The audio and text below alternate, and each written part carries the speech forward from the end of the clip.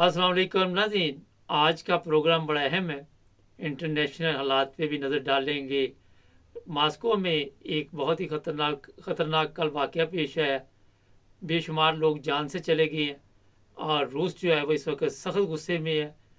और इसके अलावा जनाब अमेरिका में क्या चल रहा है, पाकिस्तान में क्या चल रहा है, अब्दुल कयूम साहब हमारे साथ होंगे, इनसे पूछेंगे। सर, ये रात को जो मास्को में वाक़या पेश है, आप समझते हैं कि इससे जंग के खतरात जो है वो बढ़ गए हैं? सही बात है मुबारक साहब। ये देखें ना, उनके इतने ज्यादा बंदे टेररिज्म में या जिसने भी ये वहां पे अटैक करवाया या किया उन्होंने, ये मेरे ख्याल में 600 बंदा, मैं देख रहा था कि न्यूज पे था कि 600 बंदे उनके मरे को, वहां पे हजारों लोग थे। तो ये जो जंग यूक्रेन की हो रही है मुबारक साहब, ये इस जंग का अंजाम क्या होगा? रूस बड़ी ताकत है, किसी को शक नहीं होना चाहिए। यूक्रेन ने वही कंबल वाला साहब है, जंग में तो आ गया लेकिन रूस का मुकाबला कब तक करेगा? लेकिन इस तरह की जो चीजें होती हैं कि उसके मुल्क के अंदर, कैपिटल के अंदर जाके टेररिज्म करवाना, इसका रिजल्ट बहुत बुरा निकलने वाला है। मुझे पक्का यकीन है कि रूस इसका बहुत सख्त इसका जवाब देगा और 100% जो रूस वाले सोच रहे होंगे वो यही होगा कि यूक्रेन ने करवाया है, क्योंकि यूक्रेन ने पहले भी ड्रोन्स के जरिए उनके मुख्तलिफ शहरों पे अटैक किए हैं। और ये भी टेररिज्म का एक बहुत बड़ा हादसा है, जिसमें 600 बंदे तो वैसे बता रहे हैं, कहते हैं अभी और भी बहुत सारे लोग होंगे जो मरे होंगे। तो ये बड़ी बदबख्ती है। यूरोप ऑलरेडी, मुबारक साहब आप देखें, यूरोप ऑलरेडी ये यूक्रेन की जंग की वजह से बहुत नीचे गिरा है। यूरोप की चीजें महंगी हो गई हैं और ये मुल्क सारे जो है उसको पैसा दे रहे हैं, असरा दे रहे हैं। और यूक्रेन चूंकि कामयाब नहीं हो रहा रूस के मुकाबले में, तो ये उसका क्या होगा कि इसका सख्त बैक ये है कि ये लोग या तो छोड़ जाएंगे यूक्रेन को कि ठीक है मियाँ, हम तो तंग आ गए, इतना पैसा हमने दिया, हथियार दिए, तुम्हारी जंग तो तुम कामयाब नहीं हो सके या रूस को मार नहीं सके।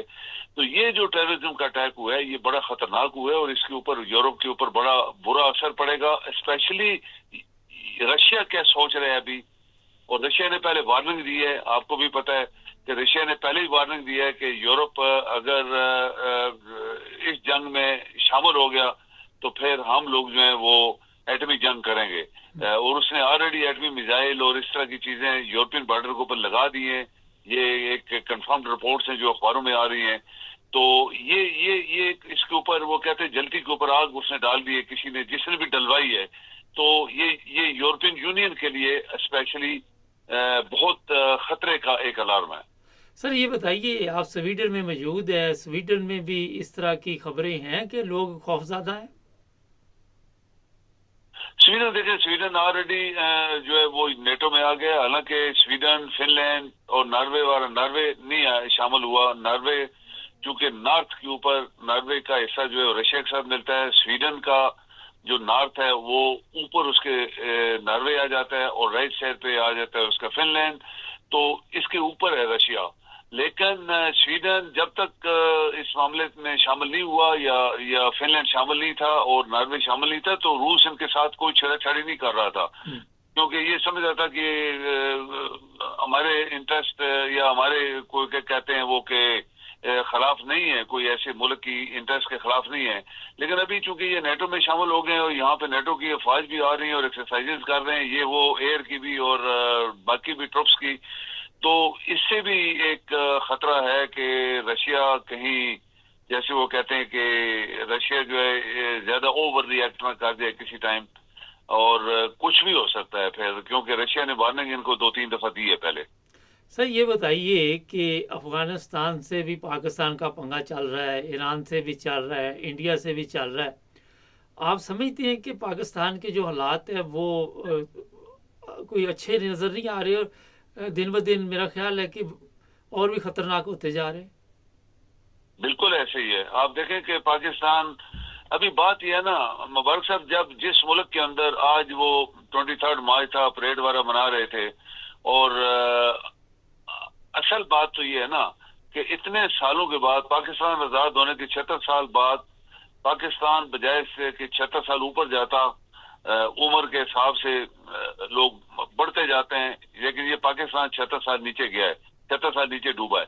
تو اس میں اس کی ریزن ہے کہ آج 76 سال کے بعد جو حکومت ہے وہ سب کرپٹ لوگ اور پاکستان کے دشمن جو ہیں وہ گٹھے ہوئے ہیں، اور ایک صدر بنا ہوا ہے جنہوں نے پاکستان کے کھربوں کھائے ہوئے ہیں، کوئی شک کی گنجائش نہیں ہے.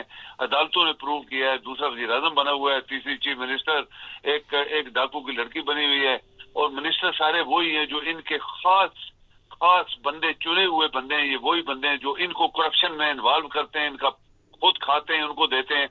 تو جب ایک ملک کرپٹ لوگوں کے ہاتھوں میں ہو اور وہ 23 مارچ منا رہے ہیں، کس لیے بھائی؟ وہ کون سی ایک ایسی چیز ہوئی ہے جو پاکستان فخر کر سکے؟ میرے خیال میں یہ سب سے بڑی بدبختی ہے، کیونکہ پاکستان کے لائق لوگوں کو چانس نہیں دیا گیا. اسی لیے پاکستان آج مختلف معاملات میں الجھا ہوا ہے. افغانستان، آپ کو پتہ ہے پٹھان ایسے ایک قوم ہے کہ انہوں نے یہ بیان دیا ہے کہ پٹھان جب کسی قوم کے ساتھ الجھتے ہیں تو وہ قیامت تک لڑتے ہیں. تو ہم پاکستان کو بھی امن سے نہیں بیٹھنے دیں گے، یہ ان کی حکومت کا بیان ہے. ایران ایکچولی ہماری جو ایران کے ساتھ ابھی جو لیٹسٹ اور اس سے پہلے بھی چھوٹی موٹی حرکتیں ہوتی رہتی تھیں. ایران ایکچولی پاکستان کے خلاف ہے، اور اندر سے کہ پاکستان نے ہمارے اوپر اٹیک کیا ہے اور پاکستان سے ٹیررسٹ آتے ہیں، ہمیں مارتے ہیں. اس کے بعد انڈیا آپ کا ازلی، جس کو ہم لوگ نمبر 1 پاکستان میں کہتے ہیں کہ اگر کوئی دشمن ہے تو انڈیا ہے. تو یہ 3 بارڈریں تو آپ کی پکی انسیف ہو گئی ہیں. اور چوتھا چائنا ہے. چائنا جو ہے وہ کیا کرے گا؟ چائنا جو ہے وہ، اس کے بھی انڈیا کے ساتھ ریلیشن اچھے نہیں ہیں، اور اس کو انٹرنیشنلی، وہ سپر پاور ہے، اس کو انٹرنیشنلی بھی دیکھنا ہوتا ہے کہ میں نے امریکہ کو کیسے ہینڈل کرنا ہے، یورپ کو کیسے ہینڈل کرنا ہے، جاپان کو کیسے ہینڈل کرنا ہے، یا آسٹریلیا، وہ لوگ جو چائنا کو پسند نہیں کرتے ان کو کیسے اس نے ہینڈل کرنا ہے. پلس پاکستان والی سردردی بھی اس کے سر کے اوپر ہے، چونکہ بہت بڑا پروگرام انہوں نے شروع کیا ہوا ہے گوادر والا. تو پاکستان کی جو نالائق قیادت ہے، مبارک صاحب، اصل بات یہ ہوتی ہے پاکستان کی نالائق ملٹری اور سویلین قیادت نے پاکستان کو اس نیج تک پہنچا دیا ہے کہ پاکستان آلریڈی دیوالیہ ہو چکا ہے.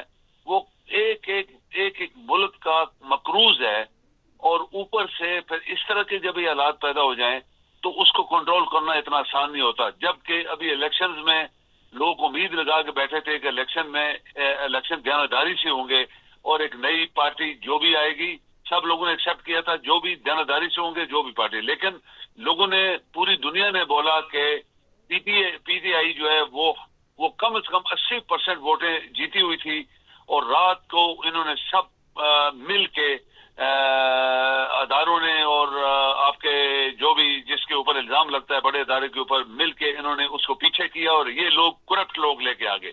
یعنی تیسری دفعہ پاکستان کرپشن کے نیچے دبا، اور وہ کرپٹ لوگ جو پاکستان کا پیسہ کھا کے ان کو صدر بنا دیا، وزیر اعظم بنا دیا، منسٹر بنا دیے. اور وہ بندہ جو ایک معمولی سا جرنلسٹ تھا، اس کو آپ نے چیف منسٹر پہلے بنوایا، پھر اس کو منسٹر آف انٹیریئر بنایا کہ رانا ثناء اللہ کی طرح یہ لوگوں کو مارے گا، کوٹے گا، سب کچھ کرے گا. تو یہ اس سے صاف ظاہر ہے کہ پاکستان ایک امن، یا پاکستان ایک پرماننٹ، جس کو کہتے ہیں کہ اچھی پوزیشن کی طرف جا رہا ہے. بالکل نہیں. پاکستان، اگر وہ لوگ اگر ان کی آنکھیں اور دل اور دماغ کھلے ہوئے ہیں تو ان کو پتہ ہونا چاہیے کہ پاکستان کتنے گمبھیر حالات میں سے گزر رہا ہے. سر یہ بتائیے، امریکہ نے بھی یہ کہہ دیا کہ یہ جو الیکشن ہے ان سے ہم مطمئن نہیں ہیں. آپ دیکھ رہے ہیں کہ یہ گورنمنٹ زیادہ دیر نہیں چلنے والی؟ دوبارہ میں نے کہا آپ دیکھ رہے ہیں کہ یہ گورنمنٹ زیادہ دیر نہیں چلے گی، کیونکہ امریکہ میں بھی یہ تفتیش پائی جاتی ہے کہ الیکشن ٹھیک نہیں ہے. بالکل نہیں، یہ بالکل نہیں چلے گی. دیکھیں جی، جب چاروں اس کے ستون جو ہوتے ہیں وہ کمزور ہوتے ہیں اور وہ جیلی بنائے جاتے ہیں اور ان کے اوپر ایک چھت لٹکایا جاتا ہے، تو وہ بلڈنگ کبھی بھی پائیدار نہیں ہوتی، اور وہ کسی بھی ٹائم وہ گر سکتی ہے. چھوٹے سے بھی وہ کہتے ہیں کہ طوفان سے جھٹکا بھی لگے گا اس کو تو سیدھی نیچے گرے گی. کیونکہ ان کی بنیاد کرپٹ لوگوں کے اوپر بنائی گئی ہے، اور وہ کرپٹ لوگ جو پاکستان کے ازلی دشمن ہیں اندر سے 75 سال سے اس کو کھا رہے ہیں. تو وہ 75 سال سے اس ملک کو کنگال کر کے تو ابھی انہی کو حکومت دیں گے، تو وہ نہ تو لائق ہیں، نہ وہ دیانتدار ہیں، نہ اس ملک کے وفادار ہیں، نہ ان کے اندر کوئی اتنی ویژن ہے یا اتنے ان کے ہاتھ لمبے ہیں کہ پوری دنیا ان کو سپورٹ کرے گی. کبھی نہیں کرے گی. تو یہ حکومت آپ کہیں کہ ڈنڈے کے زور پہ اگر چیف آف آرمی صاحب یہ سمجھتا ہے کہ میری نوکری چلی جائے گی، عمران خان آ گیا تو ان کو لے کے آؤ کرپٹ لوگوں کو، تو یہ خوش ہو جائیں گے اور مجھے 2-4 سال اور ممکن ہے ایکسٹینشن بھی یہ دے جائیں. ایئر فورس کے چیف کو بھی انہوں نے ایکسٹینشن دلوائی ہے، ابھی سارے نیوی کا بھی مانگے گا، مجھے بھی دو، تم لوگ کوئی آسمان سے نہیں اترے ہوئے ہو. تو یہ جو ایک بہار چل پڑی ہے، یہ ملک کے لیے نہایت ہی خطرناک ہے مبارک صاحب. بالکل ٹوٹلی پاکستان کے انٹرسٹ کے خلاف ہے سب کچھ. تو یہ جو چل رہا ہے یہ کتنا عرصہ چلے گا مجھے یقین نہیں ہے کہ جیسے آپ نے سوال کیا یہ حکومت چلے گی. چلیں، بہت شکریہ سر آپ کا. جی تھینک یو جی. آج میں ٹک ٹاک پہ بیٹھا ہوا تھا، لائف آج کل آتا ہوں میں، تو وہاں پہ بحث کر رہے تھے کہ جناب یہ الیکشن 2018 میں بھی ٹھیک نہیں ہوئے، 13 میں بھی نہیں ٹھیک ہوئے. اور مجھے افسوس ہو رہا تھا جی آپ اگر غلط ہو گئے تو کیا ہوا. اگر ایک دفعہ کوئی غلطی کی جاتی ہے تو اس کو ٹھیک کیا جاتا ہے.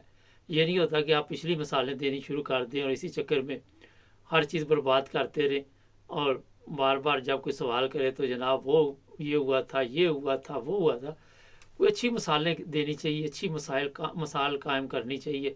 یہ ایک میسج ہے میرا. ہمارے چینل کو سبسکرائب کریں، جڑے رہیں ہمارے ساتھ.